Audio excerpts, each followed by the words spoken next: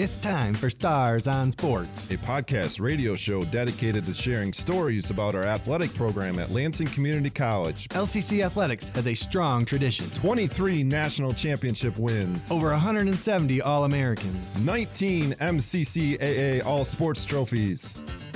Stars on Sports will introduce you to individuals that have contributed to our program's success and give you the backstory on what it takes to develop it. We'll also dive into and break down the topics and issues facing athletic departments across the nation and right here at LCC. This is Stars on Sports.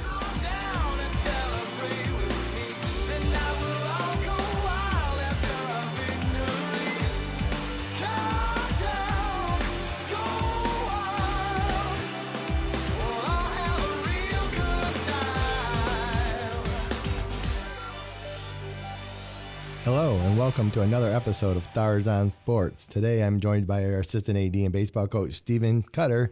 First thing I want to talk about, Stephen, is our facility.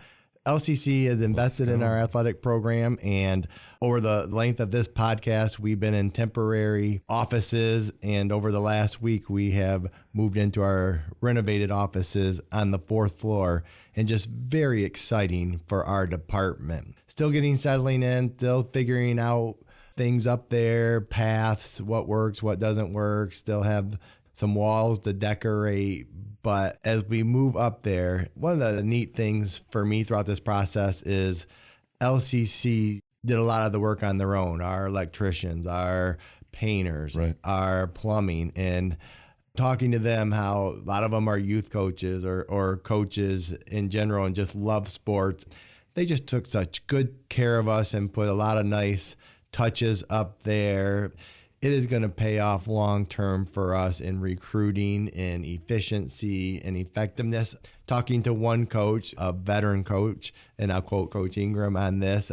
He gets up there and hadn't seen it throughout the process and said, it feels like a department now instead of a bunch of offices. And again, that's a tribute to our architects and the people involved in the committee that met throughout to really give us something to be proud up there. And we still got a lot of work to do to make it home and our own and get student athletes up there. But not many people know we're on the 4th floor of the Gannon Building. We're up there all by ourselves. When I first started here, I hit the 4th floor in the elevator and the lady said, "You must be the athletic director." I'm thinking, how'd you know that? She goes, "No one goes to the 4th floor."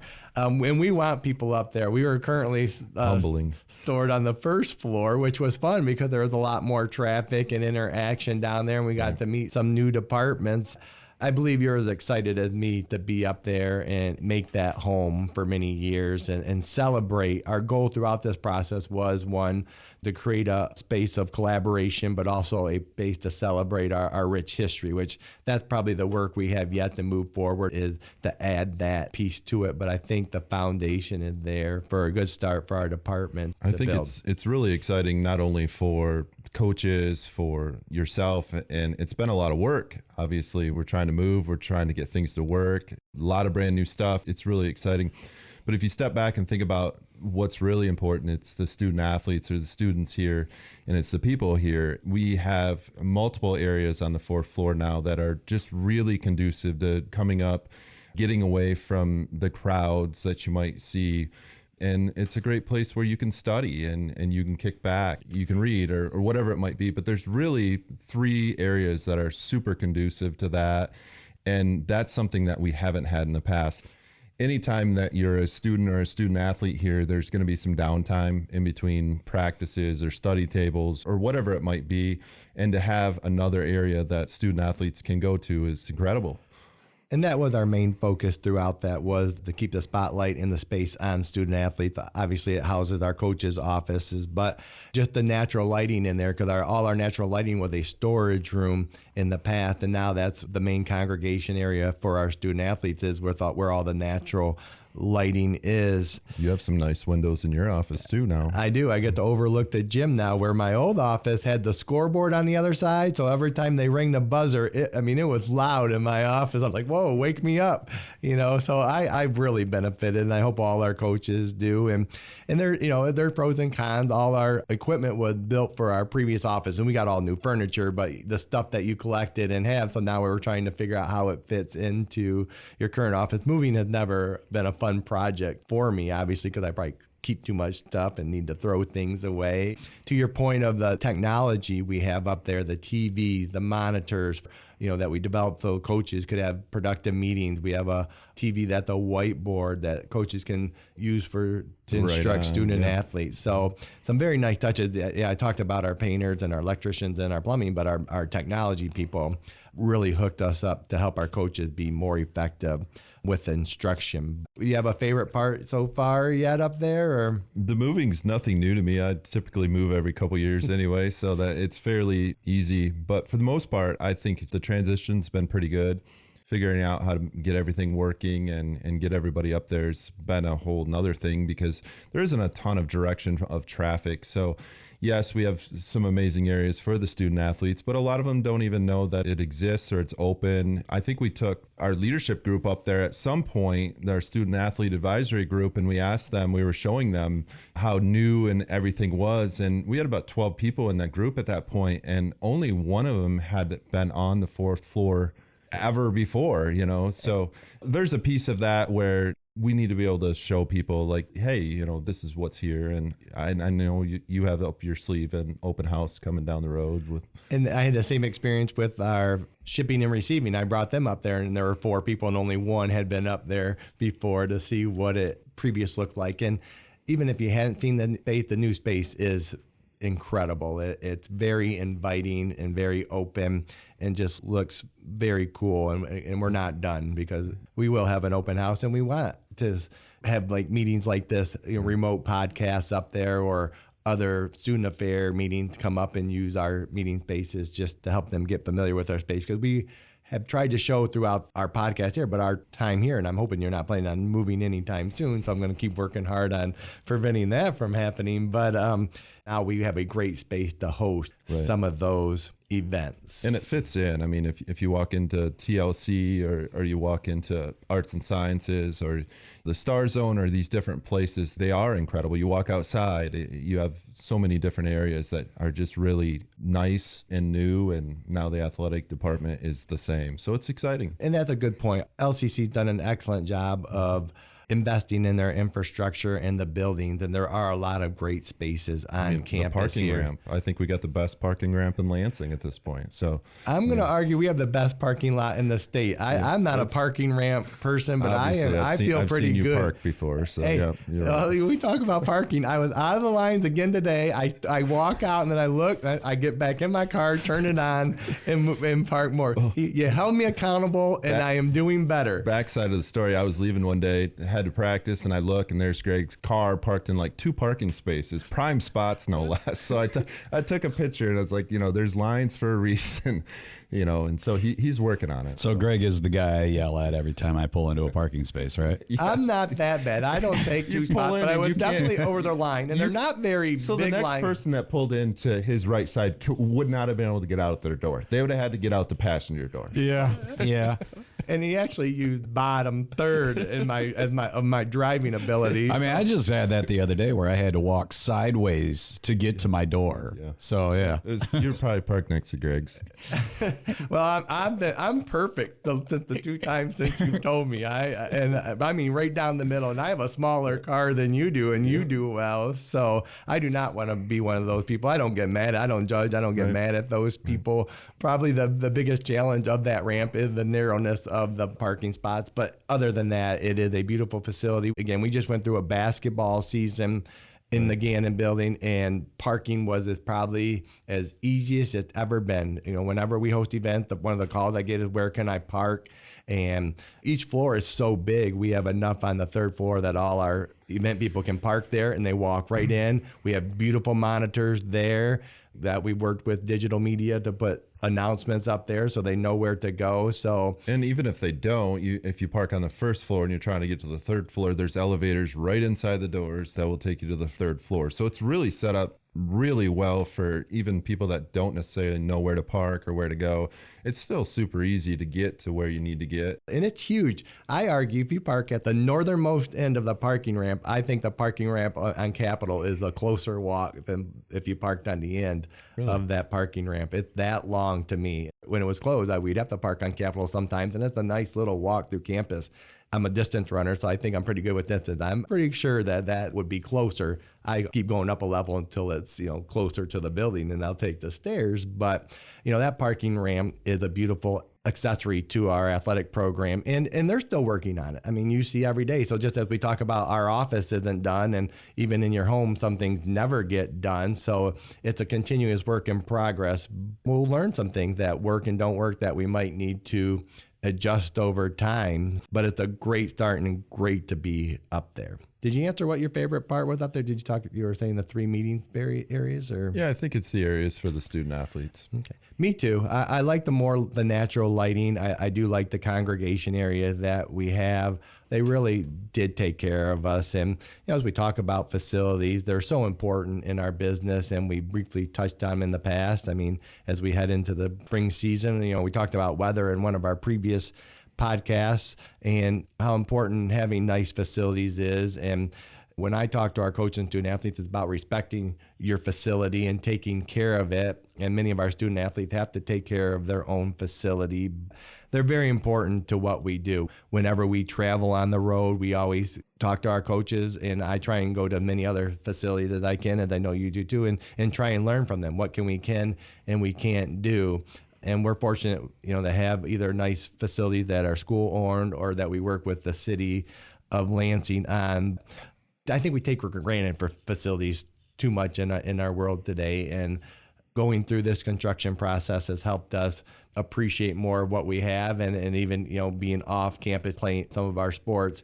It's good to be home, and as we head out into the spring season, getting facilities ready. You kind of mentioned that the spring season has started, and do you feel like, at least with your roles, is it more challenging now that the sports teams are outside versus winter season? The teams are ideally in the gym. This year it was a little bit different because we were off site, but typically they're on site, and typically your spring sports are off site. So is that more challenging for you? It is more challenging. Even as we mentioned with the construction process, I have a window now that overlooks the gym, so I can see what's going on. If they're missing something, I can tell. Once you're off site, you're very independent of if you forget something, or if you need to make another copy of something, or if you need ice and water. You have to work with the city, like getting foul poles up or making sure bases are where we left them last spring. And our coaches do an excellent job of maintaining the facility, but definitely a significant challenge when facilities are farther away from your home base, which is our office area, just for a number of reasons. I have coolers in my office that I mark to carry there, and waters and stuff for the officials. Yeah, maybe someday. School equipment. We've talked about the parking ramp a little bit, but maybe someday those parking lots that were used to be used all the time will get used for some on-site athletic fields.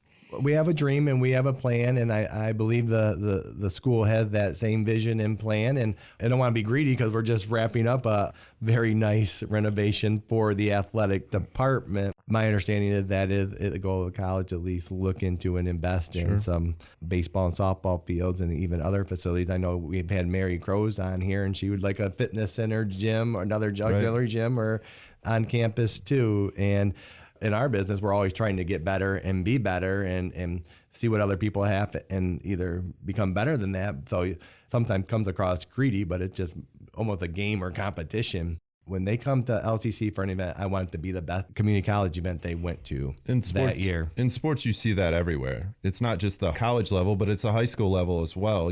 If a school builds an incredible football stadium and it's the first one to put turf in, then everybody in the conference is trying to keep up. They're trying to make upgrades to their stadium. The same thing happens in college. It doesn't matter what level you're at. At the junior college level right now, what's happening is video boards for baseball and softball, and those are going in the South, and now other teams are trying to do the same. Before that, you'd only see video boards at minor and major league stadiums. So it's constantly trying to keep up, and that keeping up is not necessarily a greed thing. It's a way of recruiting. Whether it's a high school level or the college level, you're trying to get people to come to your campus, come to your college, your high school, whatever it might be, because you have really nice things to offer. And that's where athletics really drives that piece of it. It's marketing. You're right. It's recruiting and marketing. As we talked a number of times on this podcast about music and athletics bringing people to campus, a lot of spectators come to our facilities, and it's a marketing tool. It's a tool of branding for LCC of what they leave with. As I talked about, when our coaches go somewhere else, we can give a thumbs up or thumb down. Well, was that facility nice or not? It's huge impression on when people come. And we get a lot of compliments when people come to our gymnasium. Like, this is a nice gym, and we take good care of it. Our maintenance department keeps it clean and keeps it up to date, so everything is working, because it's constant. Whether you're investing in new things such as technology and video boards, you still got to keep up on the bleachers and the scoreboards and lights that are in there. And we again got new lights and a new HVAC system in Gannon throughout this process too that go underrated, but it's a brighter gymnasium. That makes people happier. It makes photographers happier. When I first started in the business, the parents got a job in that community, and then they moved into that community. Over the last 10 years, we would get parents that would come visit us, come visit 3 other local schools, and then determine where they were moving to. And then their parents just worked in that general vicinity. So that changed. So you had to. But why? Why do you think that changed? 2 things I think it changed. One is commuting. People are willing to commute more instead of just, I move into the community where my kids go to school and I work there. Which is crazy because gas prices are insane. It's not like we've got really, really cheap gas prices where people are like, it's no big deal to drive. The maintenance of cars is a lot more, get your oil changed or, buy new tires. Everything is more expensive. So why are people willing to commute so much today versus maybe where they were 10 years ago? What's changed? The technology in the cars. In your truck, you're sitting in a lazy boy in there. It's for an hour, I could sit in that car and drive. And then the second thing is back to competition and even sports and music or even academic programs. Parents are looking at where's the best one for my kid. If I'm a music kid, I might go to this school. If I'm an athletic kid, I might go to this school. If I'm a AP kid with more AP classes, I might go to this one because I can commute. So what drives that is people and facilities at the end of the day. And you've got to have really good people and you've got to have really good facilities. Otherwise, the people are not going to come there. They're not going to just get a job there and send their kids to school there. They're going to look for who has the best people and who has the best facilities. And not just talking about sports, but in general. And that's why you see what you see today. And that's why things have changed so exponentially, even at the high school level. There are some incredible high school football fields. There's an incredible high school softball and baseball fields. And it's been driven by that piece of it. That's what attracts people. Yeah. They're building indoor facilities right now, multi-purpose indoor facilities at the high school level. Football, spring sports, even additional winter sport practice facilities. Those have become a popular trend at the high school level. It's a great thing to do, especially in a state like Michigan where it's a cold weather state. It's a wonderful thing to do. Where I came from, Muskegon, they had just built one at Whitehall High School. And beautiful. Just an incredible facility. And that's what happens. You just have to adapt instead of complaining about how bad the weather is or how much rain we get in March or snow or whatever it is. I think Lansing just came in at like 50 some inches of snow so far for this winter, which is insane. I moved from Muskegon to kind of get away from that a little bit, but instead of complaining about it, people are building facilities and stuff, whether it's just turf or these indoor places that kind of mitigates everything. And that's ahead of the curve kind of thinking. Dalia, I just think we got a meteorology report on this podcast, and sponsored by Lansing Stars baseball. But that's an interesting point. Now we're not going to talk long about weather but it does seem like the middle of the state got hit harder, like that kind of bell curve here this winter more than the other parts of the state. And I was in some of the other parts of the state, and they did not have the snow that we had, which goes back to impacting us as we try and open up outdoors, running track, baseball, and softball in the coming weeks. Yeah, I think everybody's above average. Even places like Grand Rapids, I think top 3 or 4 snowiest winters of all time. So. And you know why that is? I'm going to give you another meteorology. I read this, so I'm not 100% sure, but it said that Farmer's Almanac. Yeah, but because the Great Lakes didn't freeze when they don't freeze, there's more precipitation because there's water there, and it picks it up and brings it over the land, so that causes more snow when the Great Lakes don't freeze early. Stars on weather. There you go. We could spend it's a new show. We could spend all day talking about Michigan weather and the good, bad, and stay out of the politics of climate change. Well, I wasn't planning to spend the whole time talking about facilities, but it was a nice conversation that led us to different places. And again, thank you, LCC and Tim Martz and and for providing us with a brand new space up on the 4th floor in the Gannon Building. And for those people out there listening, come and visit us, and we'll greet you with open arms and share with you how happy we are at being a Star. Stars on Sports is recorded live at the WLNZ studios. Engineering and production assistance are provided by Didalian Lowry. You can listen to this episode and other episodes of Stars on Sports on demand at lccconnect.org. To find more information about our athletic program, visit lccstars.com. Thanks for listening. Go Stars!